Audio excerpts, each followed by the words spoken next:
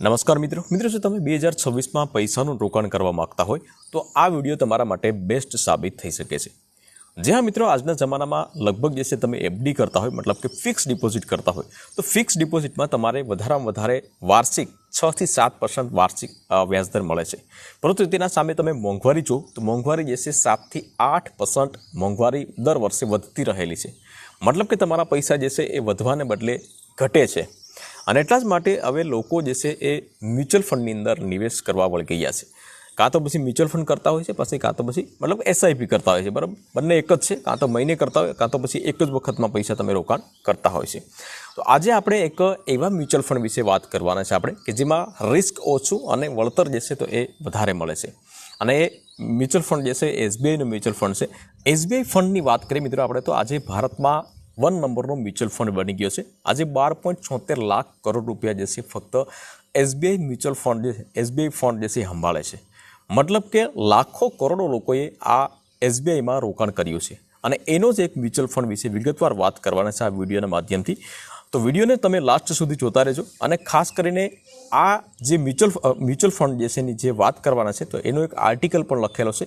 એ આર્ટિકલની link તમારે જોતી હશે તો અહીંયા ડિસ્ક્રિપ્શન બોક્સમાં રાખી દે તો ત્યાંથી તમે ચેકઆઉટ કરી શકશો, પરંતુ એક વખત તમે વિડીયો જોઈ લેશો અને ત્યાર પછી આર્ટિકલ વાંચશો તમને બધું ખ્યાલ પડી જશે।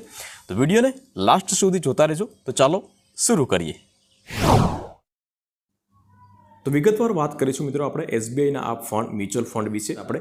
તો સૌપ્રથમ જે છે હું તમને ફંડનું નામ શું છે એના વિશે થોડી માહિતી આપી દઉં કે ફંડનું નામ છે એસબીઆઈ ઇક્વિટી હાઇબ્રિડ ફંડ। હવે આ ફંડ વિશે આપણે એટલી બાબતો જાણીશું મિત્રો આપણે કે 1 લાખ રૂપિયા તમે આજે રોકાણ કરો તો તમને કેટલું રિટર્ન મળશે એનું એક લાઈવ કેલ્ક્યુલેશન કરી અને આપણે જાણીશું આપણે। અથવા તો તમે દર મહિને 2000 રૂપિયાની એસઆઈપી કરાવો તો આવનારા સમયની અંદર અંદાજિત કેટલું વળતર મળી શકશે, આમાં તમને કેટલા વર્ષ આમાં કેટલું રિટર્ન મળશે તો એ પણ આપણે વાત કરીશું આપણે। શું આ ફંડ જે છે આપણા માટે યોગ્ય છે, આપણે તેમાં રોકાણ કરવું જોઈએ, શું આ ફંડ તમારા ભવિષ્યને સુરક્ષિત કરશે, ત્યાર પછી વાત કરીએ આપણે કે રોકાણ કેવી રીતે કરવું અને વચ્ચે પૈસા ઉપાડવા હોય તો તમે ઉપાડી શકો કે નહીં, અને લાસ્ટમાં વાત કરીશું કે ટેક્સ કેટલો લાગશે, મતલબ કે ટેક્સ બેનિફિટ પણ આમાં તમને મળશે તો કેટલો બેનિફિટ મળે અને કેટલો ટેક્સ લાગશે તો એના વિશે પણ આપણે વાત કરીશું। વિગતવાર વાત કરીએ આપણે મિત્રો તો આ જે હાઇબ્રિડ ફંડ જે છે તો એક બેલેન્સડ મ્યુચ્યુઅલ ફંડ છે। બેલેન્સડ મતલબ કે ઇક્વિટી તમને ગ્રોથ આપે છે, મતલબ કે મોસ્ટ ઓફલી જે છે ઇક્વિટીમાં આમાં રોકાણ થાય છે, સ્ટોકમાં રોકાણ થતું હોય છે આ મ્યુચ્યુઅલ ફંડ જે છે રોકાણ કરે છે, અને ડેપ્થ જે છે તો એ તમને સ્થિરતા આપે છે। મતલબ કે આ એસબીઆઈ જે છે આ એસબીઆઈનો ફંડ જે છે તો એ 2023માં એસબીઆઈએ લોન્ચ કરેલો છે, મતલબ કે બહુ જૂનો જે છે આ ફંડ માની શકાય છે। આજે 2026ની વાત કરીએ તો એનએવીની વાત કરીએ તો 372 રૂપિયા છે જે એક ફંડના યુનિટની કિંમત હોય છે। એક્સપેન્સ રેશિયો જે છે તો એ 0.71 છે, જે તમારા ફંડને તમારા પૈસાને મેનેજ કરવા માટે મતલબ કે સારી જગ્યાએ રોકાણ કરવા માટેનો એક નાનો ચાર્જ હોય છે જે દરેક મ્યુચ્યુઅલ ફંડમાં હોય છે। આજે જે તમે અહીં જોઈ શકો છો એયુએમ મ્યુચ્યુઅલ ફંડનું એયુએમ મતલબ કે એસેટ અંડર મેનેજમેન્ટ મતલબ કે કેટલા રૂપિયા લોકોએ આમાં રોકાણ કરેલા છે તો અહીં તમે જોઈ શકો છો 76,291 કરોડ રૂપિયા આમાં રોકાણ કરેલા છે। પરંતુ છેલ્લા 2 મહિનાથી દરેક મ્યુચ્યુઅલ ફંડમાં ઘટાડો થયો છે રોકાણ કરવા માટે, કારણ કે અમેરિકા અને ઈરાનનું યુદ્ધ હતું એટલા માટે જે છે રોકાણ ઓછા લોકોએ કરેલું છે અથવા તો વિડ્રો કરી લીધા છે।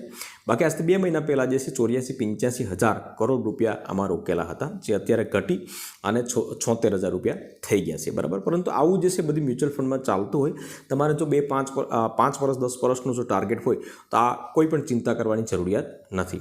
ત્યાર પછી વાત કરીએ મિત્રો કે ભાઈ તમારે પૈસા ઉપાડવા હોય તો ચાર્જ લાગે કે નહીં, તો 1 વર્ષમાં તમે પૈસા રોકાણ કરો અને 1 વર્ષમાં તમે જો પૈસા ઉપાડી લો તો તમારે 1% ચાર્જિસ લાગશે। મતલબ કે માની લો કે તમે 1 લાખ રૂપિયાનું રોકાણ કર્યું છે તો તમારે 1,000 રૂપિયા ચાર્જ લાગશે 1 વર્ષની અંદર ઉપાડી લેશો તો, પરંતુ આમાં કોઈ લોકિન પીરિયડ નથી। માની લો કે આજે તમે જે છે પૈસાનું રોકાણ કર્યું છે અને 2 મહિના પછી તમારે પૈસાની જરૂરિયાત હોય તો તમે 2 મહિના પછી પણ પૈસાને ઉપાડી શકો છો, પરંતુ 1% ચાર્જિસ તમારે ભરવો પડશે। ત્યાર પછી વાત કરીએ મિત્રો કે ટેક્સ કેટલો લાગશે, તો ટેક્સ જે છે તો તમારે દરેક મ્યુચ્યુઅલ ફંડની અંદર 2 રીતે લાગતો હોય છે। નવા અપડેટ પ્રમાણે જે છે તો એક શોર્ટ ટર્મ અને એક લોંગ ટર્મ। હવે એના વિશે આપણે થોડી વિગતવાર વાત કરીએ આપણે તો શોર્ટ ટર્મ મતલબ કે STCG short term capital gain tax, જો તમે રોકાણ કર્યાના 1 વર્ષની અંદર પૈસા ઉપાડી લેશો તો તે શોર્ટ ટર્મ ગણવામાં આવે છે। તમારું જે પણ પ્રોફિટ થયું હશે આમાં 1 વર્ષની અંદર પૈસા ઉપાડો તો જે પણ પ્રોફિટ થયું હશે તો તેના 20% તમારે ટેક્સ આપવો પડશે. હવે એનું પણ એક ઉદાહરણ તમને જણાવી દઉં મિત્રો કે માની લો કે તમે વર્ષમાં તમારે 10,000 રૂપિયાનો નફો થયો છે તો 10,000માં 20% લેખે તમારે 2,000 રૂપિયાનો ટેક્સ તમારે ભરવો પડશે. 10 વર્ષ, 15 વર્ષ, 20 વર્ષ તો એ પ્રમાણે જો તમે રાખશો તો તમને દરેક રીતે ફાયદો થશે. હવે લોંગ ટર્મની વાત કરીએ આપણે તો રોકાણ કર્યાના 1 વર્ષ પછી તમે ગમે ત્યારે પણ તમે પૈસા જે છે વિડ્રો કરશો અથવા તો તમે જે પણ લીધું હશે એ વેચો તો એને લોંગ ટર્મ કેપિટલ ગણવામાં આવે છે અને એમાં ટેક્સમાં તમને છૂટછાટ મળે છે મિત્રો. આ ટેક્સમાં છૂટછાટ કેટલી મળશે કે ભાઈ તમને 1.25 લાખ રૂપિયા સુધીનો જે નફો થશે 1 વર્ષની વાત કરીએ આપણે તો એમાં તમારે કોઈ પણ ટેક્સ લાગશે નહીં. પરંતુ 1.25 લાખ 1,25,000 રૂપિયા કરતાં વધારે જે પણ નફો થશે તો એમાં તમારે LTCG મતલબ કે લોંગ ટર્મ જે છે 12.5% ટેક્સ લાગશે. હવે એનું પણ એક ઉદાહરણ આપણે અહીં જોઈ લઈએ. આપણે માની લો કે તમે 5 લાખ રૂપિયાનું રોકાણ કર્યું હોય અને 2 વર્ષ પછી તમે વેચો તો 5 લાખના તમને 2.5 લાખ રૂપિયા મતલબ કે 7.5 લાખ રૂપિયાનો નફો થયો 7.5 લાખ રૂપિયા થયા છે તમારા તો તેમાંથી તમને 1.25 લાખ રૂપિયા જે છે એ ટેક્સ ફ્રી રહેશે. તો તમારા બચેલા કેટલા છે તો 1.25 લાખ રૂપિયા. તો 1.25 લાખ રૂપિયા ઉપર 12.5% લેખે તમારે 15,625 રૂપિયા ટેક્સ આપવાનો રહેશે. હવે વાત કરીએ મિત્રો કે આમાં રોકાણ કેવી રીતે કરવું. રોકાણ જે છે એમાં તમે 2 રીતે કરી શકો છો મિત્રો. એક છે SIP કે જેની પાસે પૂરતા પૈસા નથી, 50,000 લાખ રૂપિયા તમારી પાસે ન હોય તો એવા લોકો જે છે એ દર મહિને SIP કરાવી શકે છે. SIP જે છે એ 500 રૂપિયાથી શરૂઆત કરી શકો છો. મેક્સિમમ આમાં કોઈ પણ પ્રકારની લિમિટ નથી, તમે ગમે તેટલા રૂપિયાની SIP કરાવી શકો છો, પરંતુ 500 રૂપિયાથી મિનિમમ તમે શરૂઆત કરી શકો છો. ત્યાર પછી બીજું આવે છે લમસમ. લમસમ મતલબ કે તમે જે પ્રમાણે FD કરો છો, ફિક્સ ડિપોઝિટ કરો છો તો તે જ પ્રમાણે આમાં તમારે ફિક્સ ડિપોઝિટ કરવાની છે. હવે આમાં ફિક્સ ડિપોઝિટમાં તમે મિનિમમ જે છે આમાં 1,000 રૂપિયાથી શરૂઆત કરી શકો છો. વધારેમાં વધારે 50,000, લાખ, 2 લાખ જેટલી પણ તમારી કેપેસિટી હોય વધારેમાં વધારે એટલા તમે કરી શકો છો, પરંતુ મિનિમમ જે છે તમે 1,000 રૂપિયાથી શરૂઆત કરી શકો છો. હવે ઘણા બધા મિત્રો જે છે પૂછતા હોય કે ભાઈ રોકાણ ક્યાં કરવું, તો રોકાણ જે છે એના માટે તમારે ડીમેટ અકાઉન્ટ ઓપન કરવાનો હોય છે અને એમાં બેસ્ટ એપ્લિકેશનની વાત કરીએ આપણે તો ઝેરોદા જે છે, ગ્રો છે, એન્જલ છે, તો આવી બધી કોઈ પણ એપ્લિકેશન છે એમાં ડીમેટ અકાઉન્ટ ઓપન કરી અને એમાં તમે કોઈ પણ શેર લઈ શકશો અથવા તો આમાં મ્યુચ્યુઅલ ફંડમાં ઇન્વેસ્ટ કરી શકો છો. ત્યાર પછી આગળ વાત કરીએ મિત્રો કે આ જે SBI ઇક્વિટી હાઇબ્રિડ ફંડ જે છે તો અત્યારે 112 ટોપ કંપનીઓમાં રોકાણ કરે છે. એમાંની 10 કંપનીઓ જે છે કે જેમાં વધારેમાં વધારે રોકાણ છે તો એના હું તમને નામ જણાવી દઉં છું અને બધી જે છે ટોપ કંપનીઓ છે. તમે જોઈ શકો છો HDFC બેંક લિમિટેડ, ભારતીય Airtel limited, state bank of India, Kotak Mahindra bank limited, ICICI bank limited, solar industries India limited, Muthoot finance, Adani power limited, Hindalco industries અને MRF.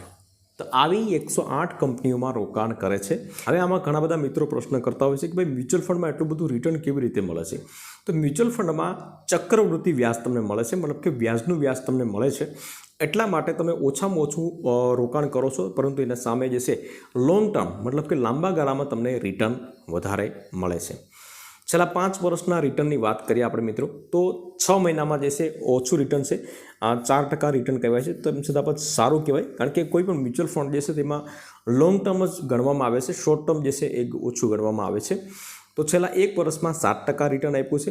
છેલ્લા 3 વર્ષની વાત કરીએ તો બહુ સારું રિટર્ન છે મિત્રો. 2013થી અત્યાર સુધીની વાત કરીએ, પરંતુ છેલ્લા 3 વર્ષમાં આ ફંડનું પરફોર્મન્સ સારું કહી શકાય.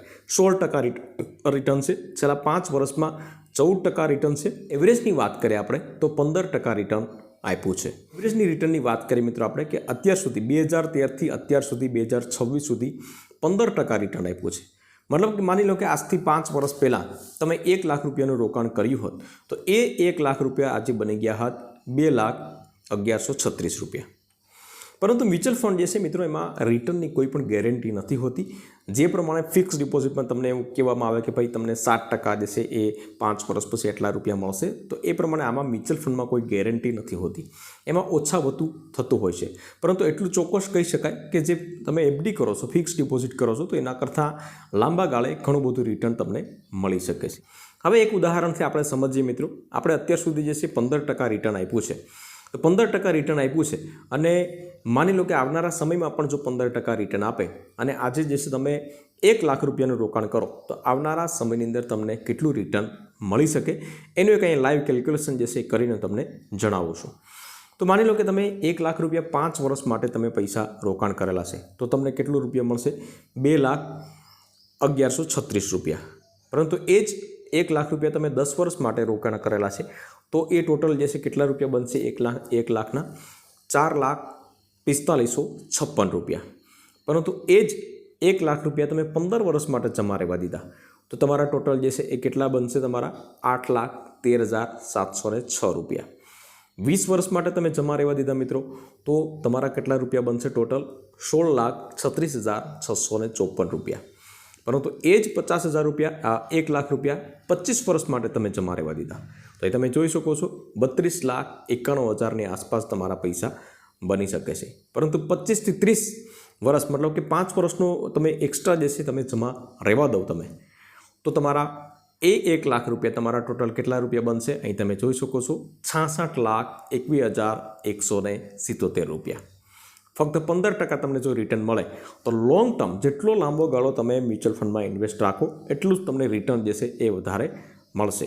હવે વાત કરીએ મિત્રો એસઆઈપીની કે જેની કેપેસિટી જે છે તો એ એટલા બધા રૂપિયા રોકાણ કરવાની નથી હોતી. તો એ મહિને જે છે માની લો કે 2,000 રૂપિયાની એસઆઈપી કરતો હોય કોઈ પણ વ્યક્તિ 2,000ની એસઆઈપી કરાવી શકે છે અને 30 વર્ષ માટે જે છે એને કર્યું હોય અને 15% રિટર્ન આપે તો એને અંદાજે ટોટલ કેટલી રકમ મળશે?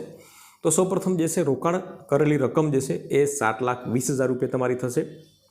અંદાજિત વળતર જે છે તો 1 કરોડ રૂપિયા 1,05,43,000 રૂપિયા તમારા ટોટલ થશે અને કુલ રકમની વાત કરીએ તો 1,12,63,541 રૂપિયા તમારા ટોટલ થવા જશે.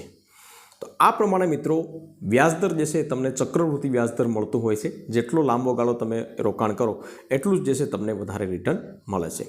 હવે આ આર્ટિકલ જે છે એની લિંક તમારે જોતી હશે મિત્રો, વાંચવું હશે તો આ વિડીયોના ડિસ્ક્રિપ્શન બોક્સમાં એની લિંક રાખી દઈશ તો ત્યાંથી તમે ચેકઆઉટ કરી શકશો. આમાં તમને કોઈ પ્રશ્ન હોય તો તમે કોમેન્ટ કરી શકો છો મિત્રો. વિડીયો ગમ્યો હોય તો વિડીયોને એક લાઇક જરૂરથી કરી લેજો, શેર કરજો અને ચેનલ ઉપર નવા આવ્યા હોય તો ચેનલને સબસ્ક્રાઈબ જરૂરથી કરી લેજો.